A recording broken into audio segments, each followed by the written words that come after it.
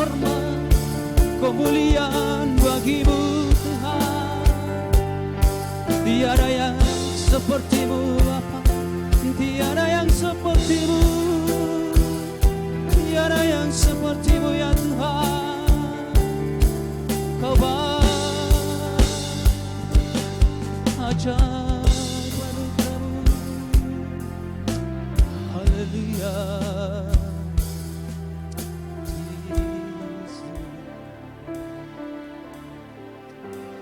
Terima kasih Tuhan Yesus. Engkau baik bagi kami Bapa. Hari ini Bapa kami berdiri memuji memuliakan nama Tuhan, mengangkat tangan kami. Tanda kami bersyukur buat anugerah Tuhan yang besar. Kami adalah orang-orang yang mengambil bagian yang tepat pada pagi hari ini. Kami boleh bersekutu dengan Engkau, beribadah, memuji memuliakan nama Tuhan. Semua oleh karena kemurahan, oleh karena anugerah Tuhan yang besar. Kami sudah menaikkan puji-pujian kami ya Bapak. Biar ini menjadi dupa yang berbau harum di hadapan Tuhan. Terima kasih Tuhan Yesus. Kami rindu jauh lebih dalam lagi masuk ke dalam ibadah kami, ke dalam hadirat Allah, untuk mendengarkan firman-Mu, supaya melalui firman-Mu ya Tuhan, hidup kami diperbaharui. Kami boleh melangkah dalam setiap musim hidup kami, dalam setiap problem yang mungkin kami alami. Terima kasih Tuhan Yesus Kristus. Umat-Mu yang hadir saat ini, mari Engkau lawat, Engkau jamah, supaya setiap mereka Tuhan menyiapkan hati mereka untuk ditaburi oleh benih firman, supaya firman ini bertumbuh, berakar, bahkan berbuah dengan lebat. Terima kasih Tuhan Yesus Kristus. Siapapun kami yang hadir di tempat ini tanpa terkecuali, kami rindu dilawat oleh firman Tuhan. Hamba-Mu yang sederhana, penuh dosa dan celah, mohon Engkau kuduskan, melayakkan hamba-Mu untuk menyampaikan firman Allah yang kudus. Terima kasih Tuhan Yesus, kami siap untuk dilawat firman Tuhan. Semua kita yang siap mendengarkan firman Tuhan bersama katakan amin. Puji Tuhan, silakan duduk Bapak Ibu Saudara.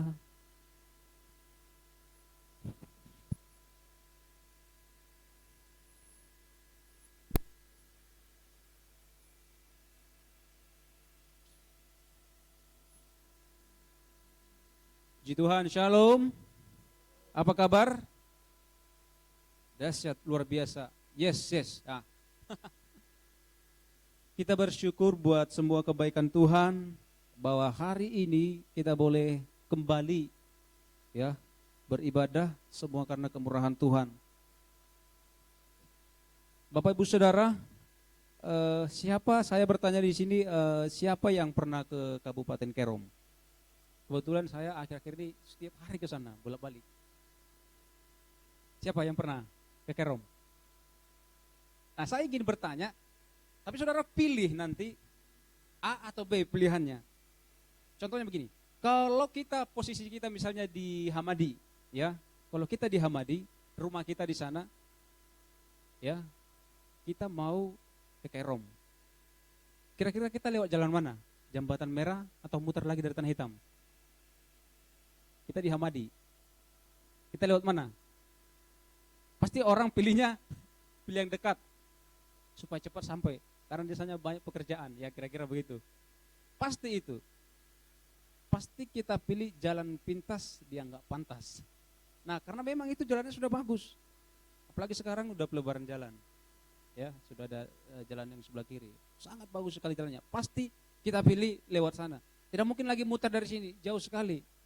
Belum lagi kalau kendaraannya kurang sehat, tanjakan banyak. Nanti nggak naik tanjakan Nafri. Ya, ibaratnya kalau motor itu mau naik tapi dia susah, kita harus bawa ke kiri kanan supaya ikut iramanya. Kalau paksa terus naik, bahaya sekali, susah. Pasti kita pilih jalan yang itu kan enak jalannya. Pasti kita pilih jalan yang pintas, yang lebih singkat. Palingan kalau dari Hamadi sampai ke Hoya itu mungkin 13 sampai 15 menit bisa. Tapi kalau dari sini lagi muter lagi, wah itu sangat jauh sekali. Nah, tapi pilihan kita ialah jalan yang cepat. Tapi itu tidak berlaku bagi bangsa Israel. Tidak berlaku bagi bangsa Israel karena atas tuntunan Tuhan. Tuhan tidak mau jalan yang singkat. Tapi Tuhan malah bawa mereka muter. Ibaratnya lebih simpelnya begini, rumah kita di Hamadi, kita mau ke Koya, tapi Tuhan bawa atau kita lewat dari Densipur. Pernah lewat dari sana? Itu ada jalan. Jalannya itu ya sama juga, masih rusak, jambatannya banyak, ada yang rusak. Itu sudah muter jauh sekali itu. Ibaratnya seperti itu. Tantangan pun banyak di sana. Hanya babat-babat rumput kiri kanan sedikit, udah minta uang. Banyak palang, itu banyak sekali tantangannya. Nah, bangsa Israel kita tahu semuanya bahwa mereka ingin keluar dari tanah Mesir menuju tanah Kanaan. Sebenarnya ada sekitar mungkin 10 hari atau lebih mereka ingin keluar dari tanah Mesir ke tanah Kanaan, ya. Dari perbudakan Mesir ingin keluar, sebenarnya singkat sekali perjalanannya. Tapi malah Tuhan bawa mereka ya sampai 1 bulan lebih lah perjalanannya, jauh sekali. Sampai dibawa keliling. Nah, kita tahu bahwa dalam perjalanan bangsa Israel keluar dari tanah Mesir, kita tahu bahwa di sana kita lihat Tuhan itu menyertai bangsa Israel. Tuhan tuntun mereka, ya. Sekali mungkin sulit jalannya, banyak tantangannya, tapi Tuhan sertai bangsa ini. Dan bangsa ini adalah sebenarnya ini bangsa yang istimewa bagi Tuhan, sampai-sampai dalam tuntunan Tuhan, dalam penyertaan Tuhan bagi bangsa ini dibuktikan dalam wujud ya ada tiang awan dan tiang api. Ini luar biasa loh. Iya. Ini luar biasa. Tuhan tuntun mereka, Tuhan sertai hidup mereka dengan kasih sayang mungkin yang spesial ataupun khusus. Karena ini luar biasa, diberikan tiang api itu dan tiang awan supaya menerangi jalan mereka, ya. Dan kemanapun selalu ada, tetap ada, penyertaan Tuhan bagi mereka tetap ada. Nah, Bapak Ibu Saudara, kira-kira jika bangsa Israel ya dalam perjalanan mereka ingin keluar dari tanah Mesir, mereka disertai Tuhan. Saya ingin bertanya, apakah kehidupan kita selama ini sampai sekarang ini, apakah kita sudah disertai apa belum? Nah, kalau disertai, kira-kira apa arti penyertaan Tuhan bagi kehidupan kita? Bagaimana kita menyikapi penyertaan Tuhan itu? Tuhan menyertai bangsa Israel, umatnya keluar dari tanah Mesir. Tapi kita tahu jelas juga bahwa bangsa ini adalah bangsa yang apa? Tegar tengkuk, keras kepala, susah dibilangin, ngeyel. Ini bangsa Israel, susah dibilangin, keras kepala. Jelas-jelas Tuhan sudah menyertai mereka, ya. Tapi mereka tidak mengerti apa arti penyertaan Tuhan yang sesungguhnya dalam hidup mereka. Nah, kita akan melihat pagi hari ini, kira-kira apakah sebenarnya arti penyertaan Tuhan itu? Apakah jika kita sebagai orang Kristen, sebagai orang percaya, kalau kita disertai Tuhan, kita katakan kita disertai Tuhan, apakah itu berarti bahwa hidup kita baik-baik saja? Ataukah apakah itu berarti bahwa kita bisa bebas dari masalah?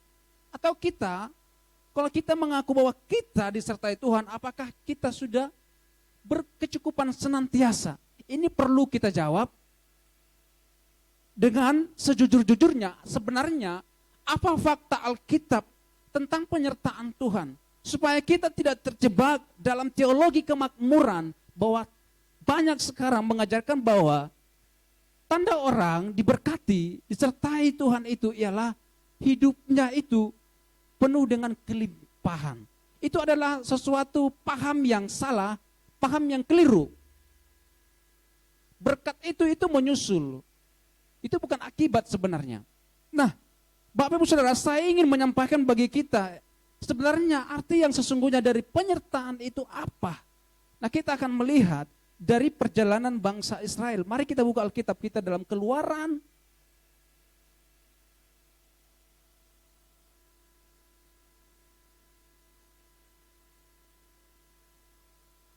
Keluaran pasal 13, coba kita buka.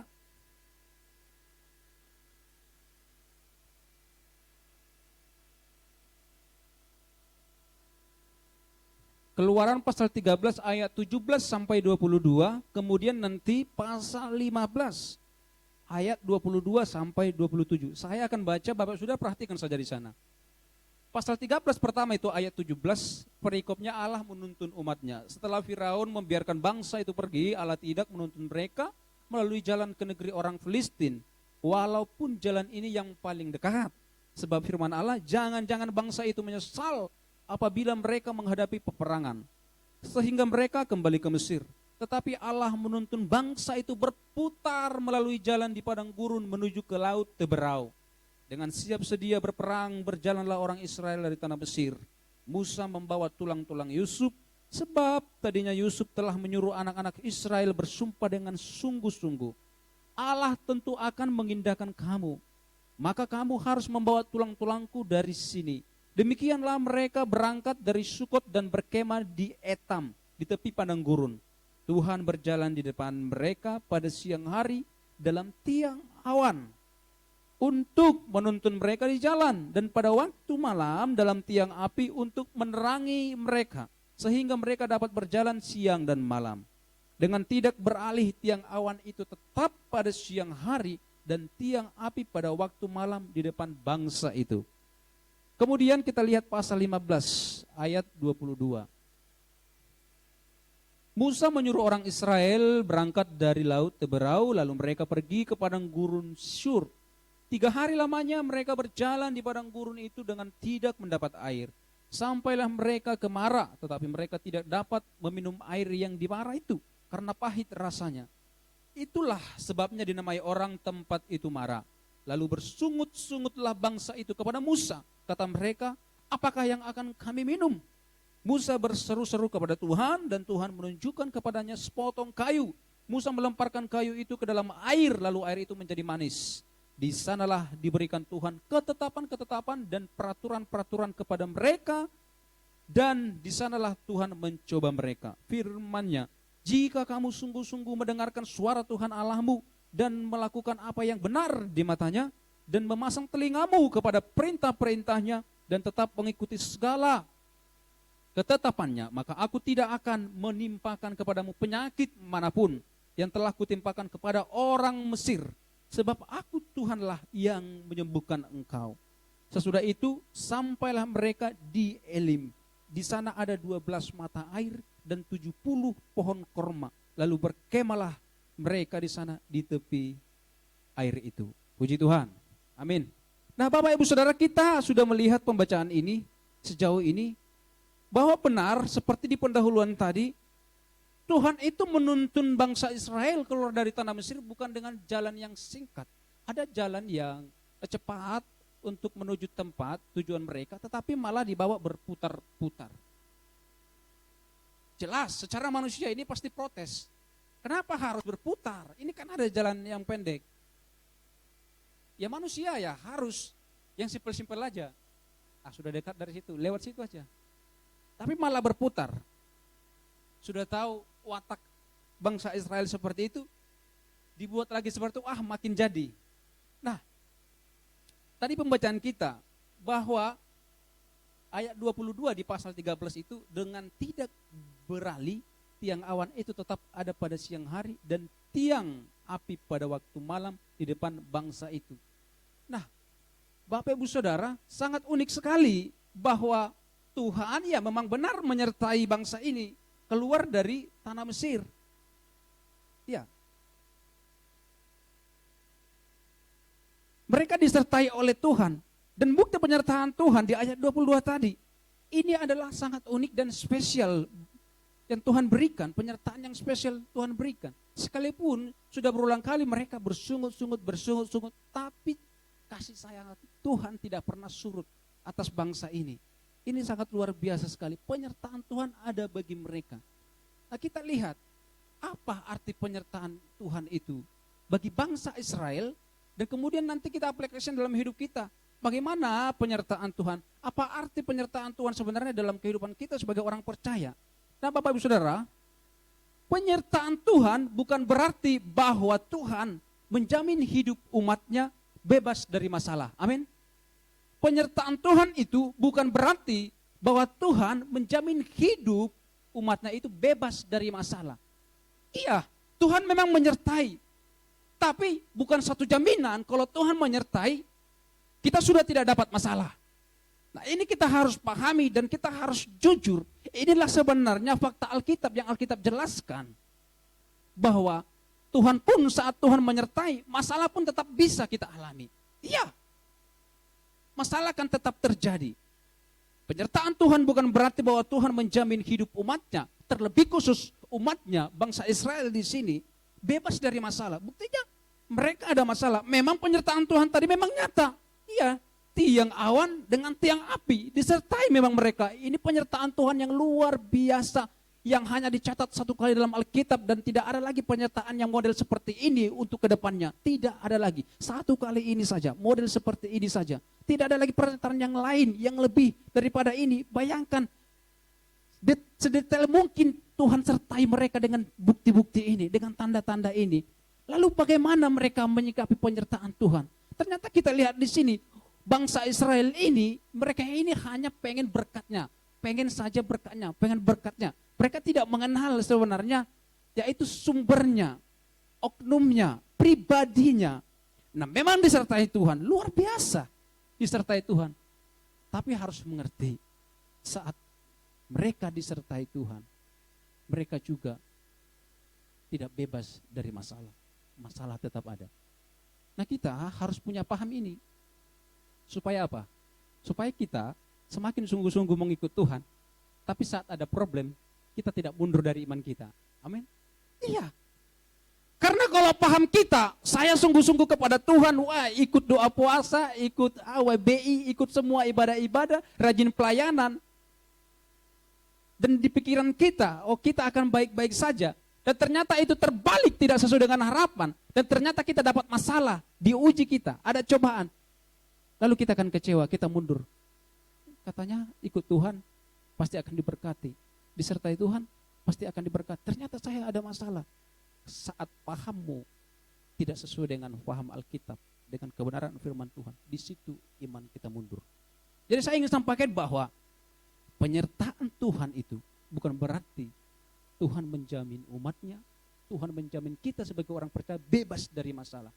Masalah akan ada terus selama kita hidup. Orang mati pun ada masalah. Apalagi kalau di kota besar, mau dikubur di mana dia? Itu masalahnya. Sudah masalah, bikin masalah lagi. Dikeleksonin kita juga buru-buru. Supaya kita minggir. Ini kan masalah. Saya juga nggak tahu sampai sekarang orang kalau di makam mau dikubur itu kenapa harus buru-buru menyingkirkan orang begitu. Itu kan tidak mau hidup lagi, tidak mau apa lagi, tapi harus disingkirkan kita yang masih hidup ini. Ini bikin masalah. Iya kan, bikin masalah.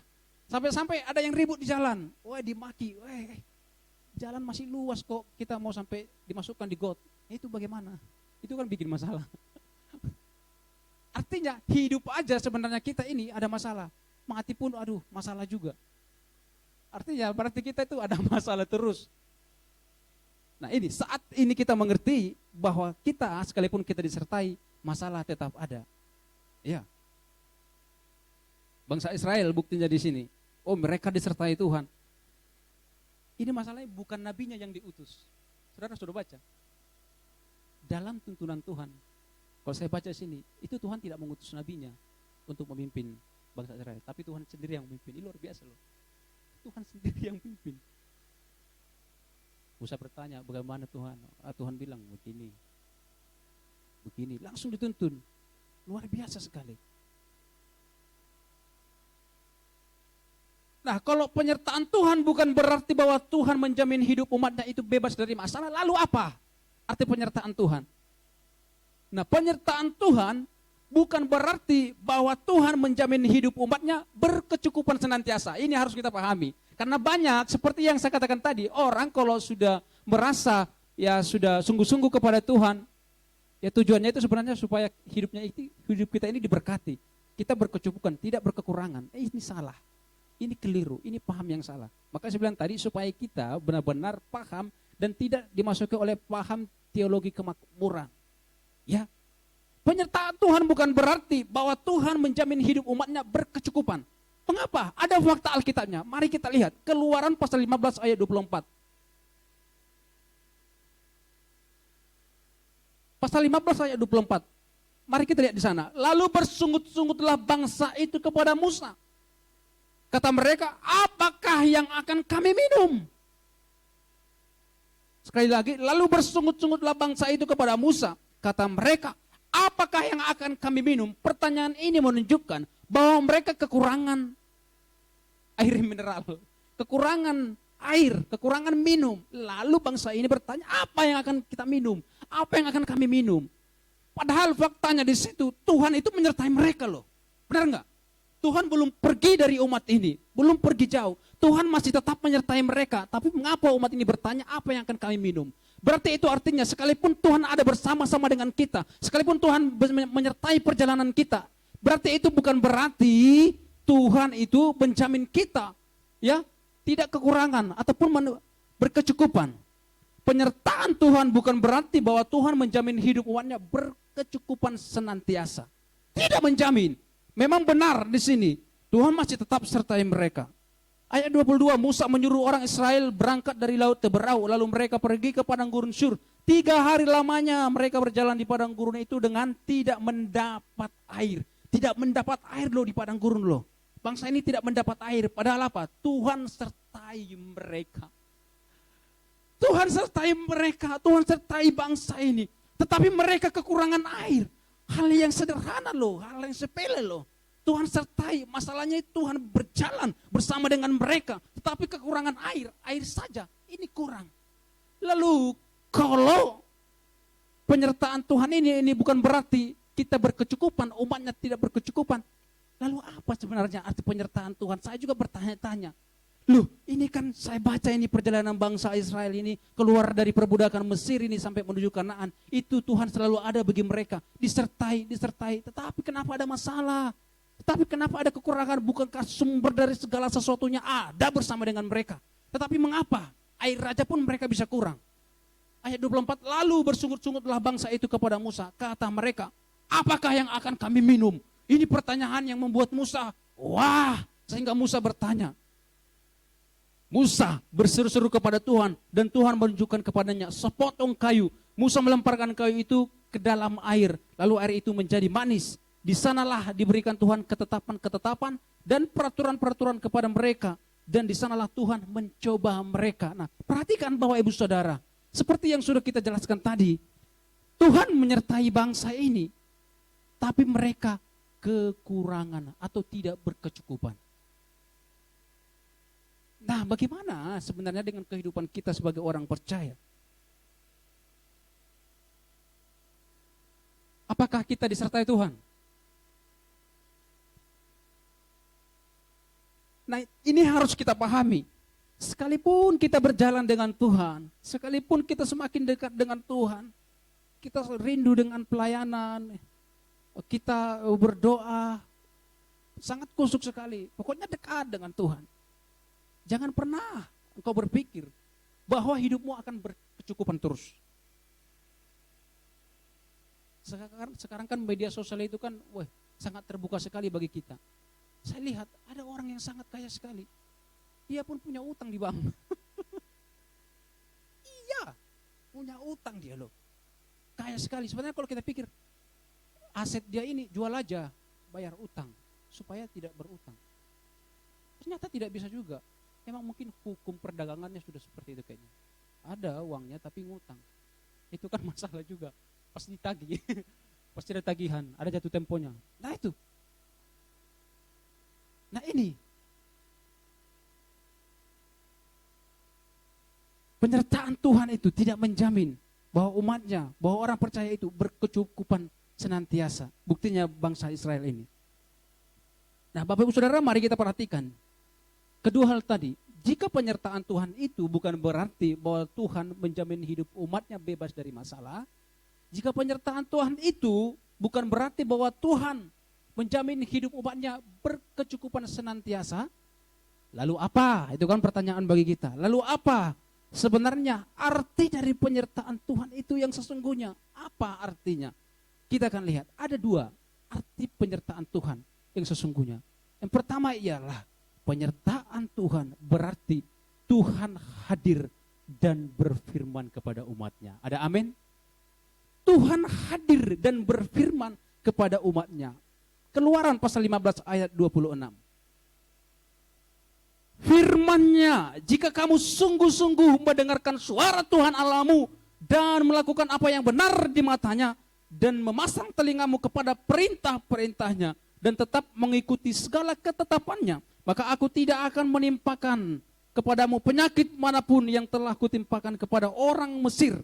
Sebab aku Tuhanlah yang menyembuhkan engkau. Jadi inilah arti penyertaan Tuhan yang benar, yaitu bahwa Tuhan hadir dan berfirman kepada umatnya. Kehadiran Allah dalam umat Israel ini, dalam bangsa Israel ini, untuk menyampaikan firman-Nya, untuk berbicara bagi umat ini jauh lebih bermakna. Ini jauh lebih penting daripada mereka hanya kebutuhan ataupun kekurangan air dan makanan. Itu tidak berarti apa-apa karena Tuhanlah sumber segala kehidupan. Sebenarnya tanpa makan pun, tanpa minum pun mereka, kalau bukan Tuhan kehendaki mereka untuk nyawanya mati, putus di situ, tidak akan mati. Karena Dia pemberi semuanya. Perhatikan di sini, berarti kita melihat di sini fakta yang sebenarnya. Arti yang sebenarnya dari penyertaan Tuhan ialah Tuhan masih berbicara. Amin. Kalau Tuhan sudah tidak berbicara di sekitar kita, kalau sudah tidak ada suara yang membangkitkan semangat kita untuk lebih dekat dengan Tuhan, kita sudah tidak disertai. Itu harusnya menjadi bahaya bagi kita. Jangan kita pikir bahwa kita kekurangan, kita banyak masalah, ini menjadi malapetaka yang besar. Tidak, itu bukan dari akhir segala kehidupan. Tuhan kalau sudah vakum, seperti dalam masa kegelapan, Tuhan kalau sudah tidak berbicara, itu menjadi soal yang besar.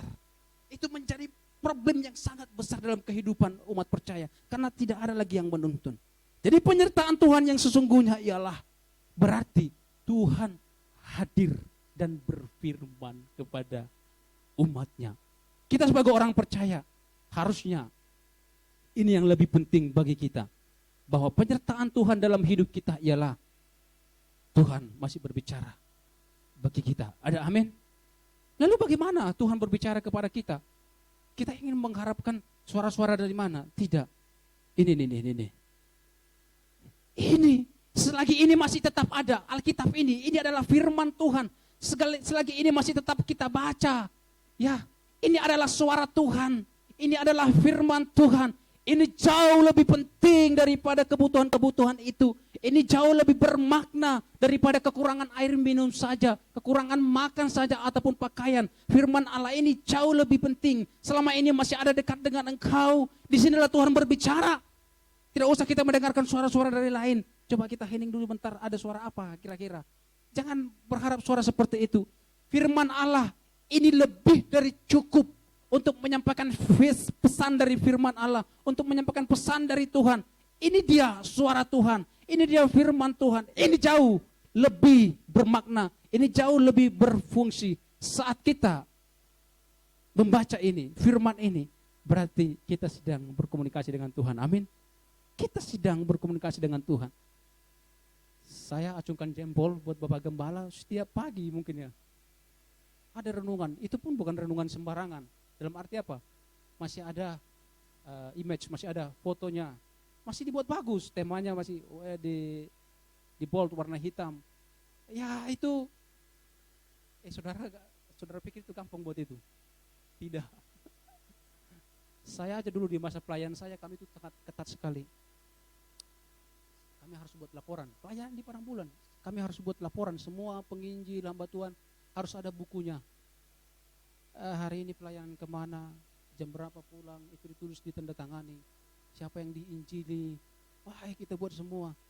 Hanya menulis pakai pena saja, Itu kadang-kadang saya punya itu bolong. Kadang-kadang saya nggak tulis, kadang-kadang renungannya bolong-bolong. Ini panjang loh, ini setiap pagi. Itu tidak hal yang mudah itu. Itu sulit. Kalau nggak percaya, coba lakukan. Nggak usah kirim, samamu dulu bikin. Kau ketik sendiri, kau simpan di memori HP, itu susah kita bikin, betul. Jangan kan bikin. Di antara kita pun mungkin ada yang tidak baca ini. Adakah tidak? Iya. Membaca aja kita tidak mau.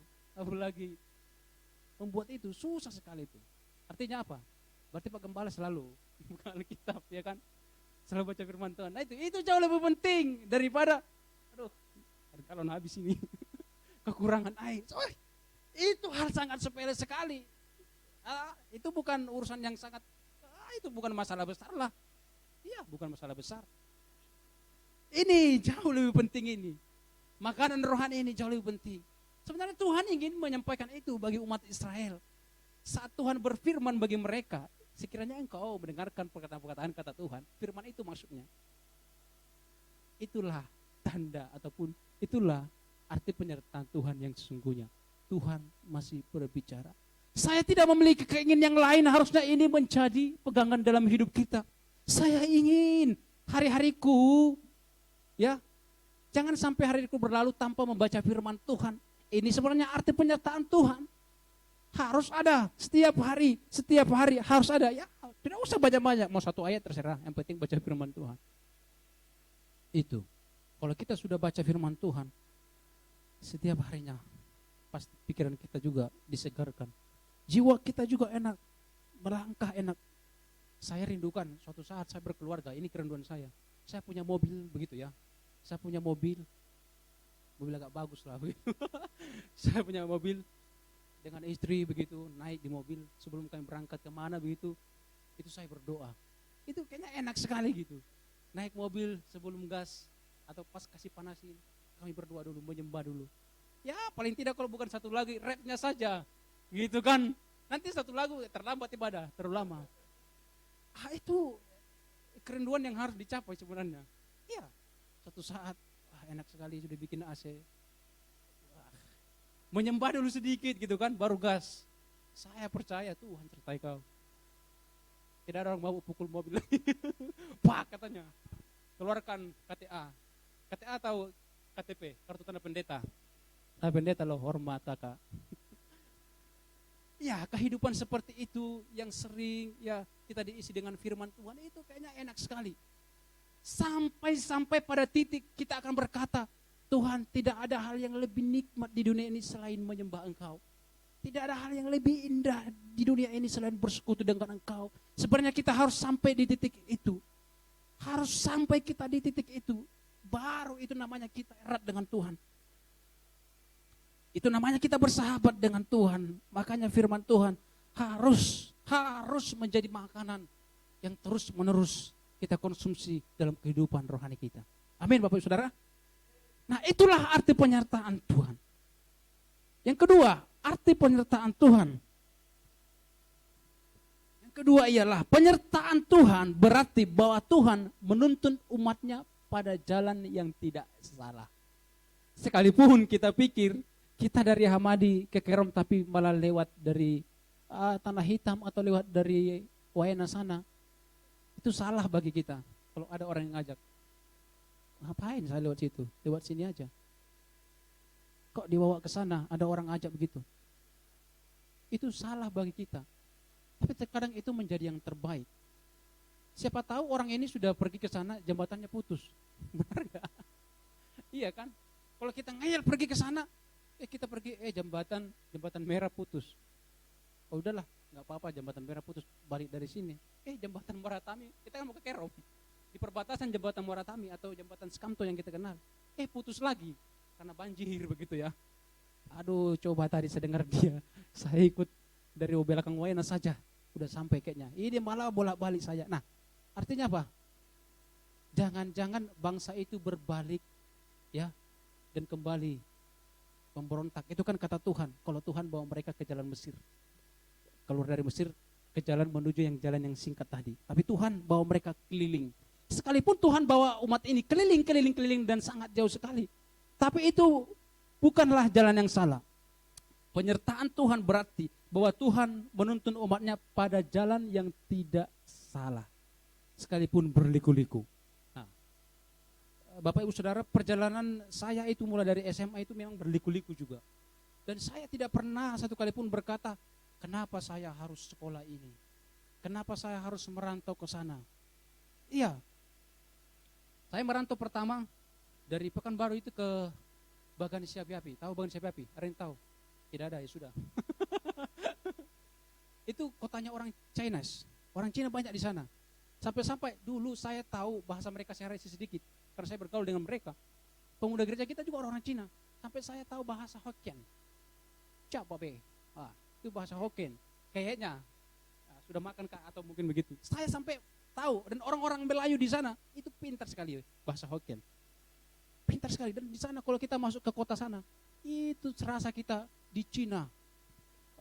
Hiasan yang bulat yang merah itu banyak. Langsung burung-burung walet itu banyak sekali, padahal bukan burung semuanya, ada kaset.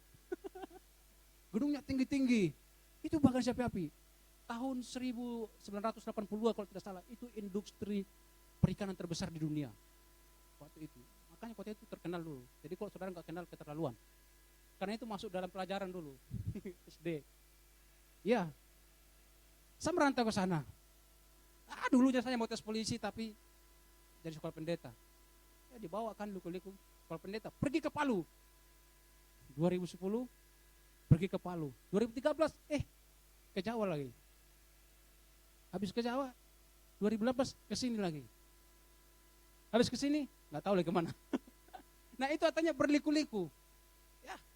Padahal saya tiba di satu tempat, saya sudah berpikir, saya di sini Tuhan. Dibawa lagi. Di Palu, saya di sini Tuhan. Bukan juga, dibawa lagi. Tidak tahu sampai mana dibawa. Artinya apa? Sekalipun memang berliku-liku, tapi Tuhan tidak pernah salah untuk menempatkan kita di suatu daerah, dimanapun. Jadi kita syukuri semua perjalanan hidup kita ini. Kita tahu bahwa Tuhan campur tangan dalam hidup kita. Amin. Jadi kita mengerti dari firman Tuhan ini bahwa arti penyertaan Tuhan itu bukan berarti Tuhan menjamin kita bebas dari masalah. Masalah akan tetap ada. Arti penyertaan Tuhan itu bukan berarti kita itu dijamin Tuhan untuk berkecukupan. Pasti ada kekurangan. Tapi arti penyertaan Tuhan yang sebenarnya ialah bahwa Tuhan masih berbicara bagi kita, masih berfirman. Arti penyertaan Tuhan sebenarnya bahwa Tuhan tidak pernah menuntun kita di jalan yang salah. Amin. Ini firman Tuhan yang bisa saya sampaikan. Tuhan Yesus memberkati. Berikan sorak-sorai yang meriah bagi Tuhan. Haleluya. Saya undang pemain musik bangkit berdiri. Mari kita maju ke depan, kita nyanyikan pujian satu. Penyertaanmu sempurna, rancanganmu penuh damai.